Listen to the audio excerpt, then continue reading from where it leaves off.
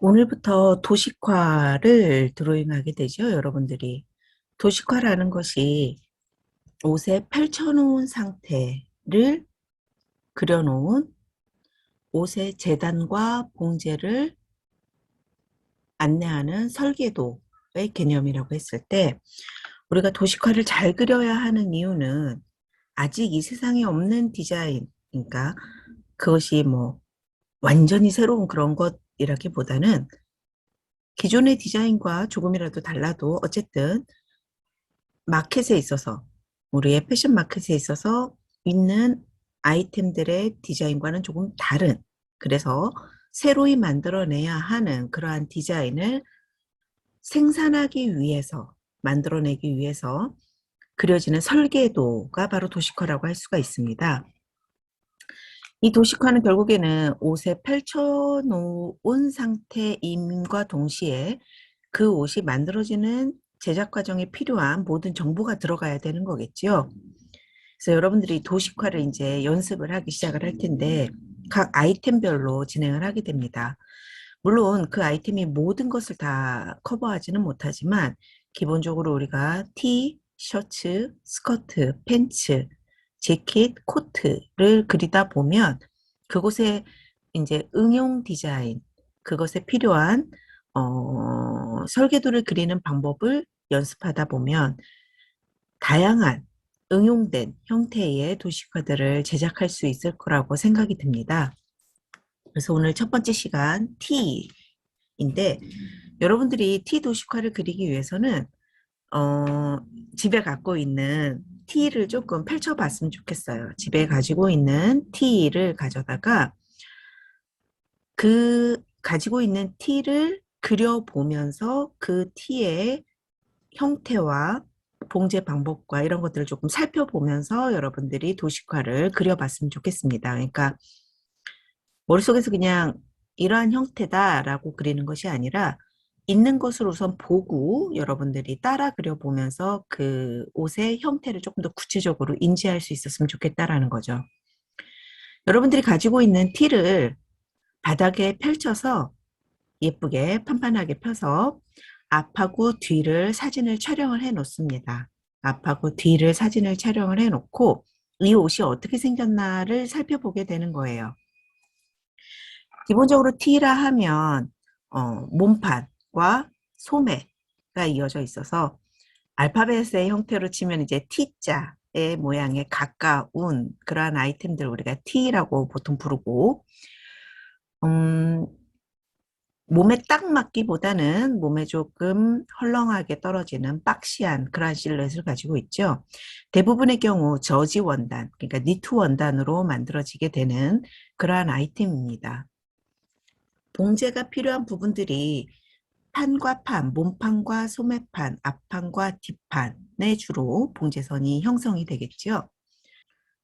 여러분들이 티를 펼쳐놓고 그 형태를 살펴보게 되면 크게 앞판과 뒷판, 그리고 소매판이 연결되어 있는 아주 간단한 구조입니다.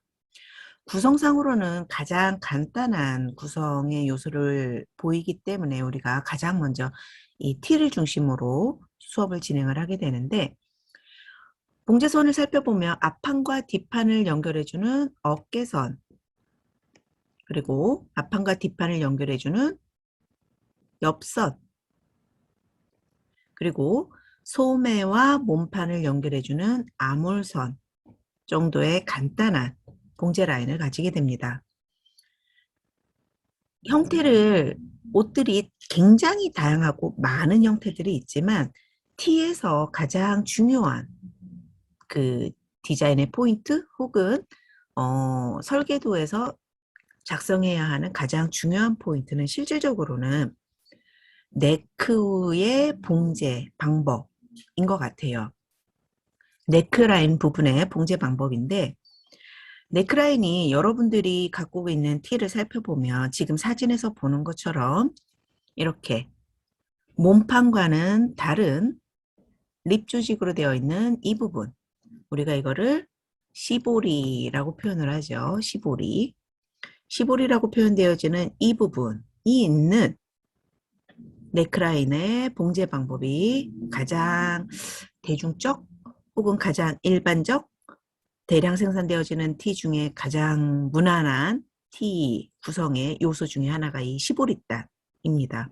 따로 제작되어져 있고 반으로 접어서 두 겹으로 만들어져 있죠. 그래서 몸판하고 연결해서 봉제하는 이러한 시보리가 있을 수 있고 두 번째 방법은 이렇게 몸판의 원단하고 동일한데 몸판의 원단하고 동일한데 이 몸판의 메인의 본 원단을 바이어스로 재단을 해서 몸판에 시접을 싸서 감싸는 바인딩의 형태를 가지는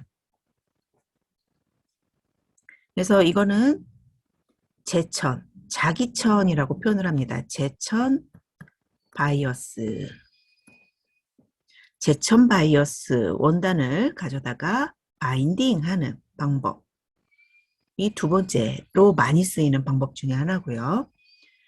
세 번째 방법은 따로 재단된 따로 시볼이나 재단된 제천 바이어스가 없이 몸판의 네크라인 부분을 그대로 접어서 그대로 꺾어서 박아내는 이러한 형태도 있을 수 있고요. 그러니까는 재단을 이렇게 해놓고 이 부분을 꺾어서 안으로 밀어놓고 그 꺾은 라인을 스티치로 고정시켜주는 이러한 방법이겠죠. 이런 방법이 있고 네 번째 아예 덧대는 시볼이나 제천 바이어스나 이런 거 없이 또 몸판을 꺾어 박는 거 없이 그대로 남겨두는 이렇게 끝이 시접 정리가 안 되게끔 처리하는 방법을 우리가 대끼라고 표현을 합니다. 대끼의 처리 방법이 있을 수가 있어요. 또 다른 티에서 많이 쓰이는 또 부속품 중에 하나가 바로 이 요꼬입니다. 자, 요꼬. 우리가 어페럴 디자인론 시간에 배웠었죠.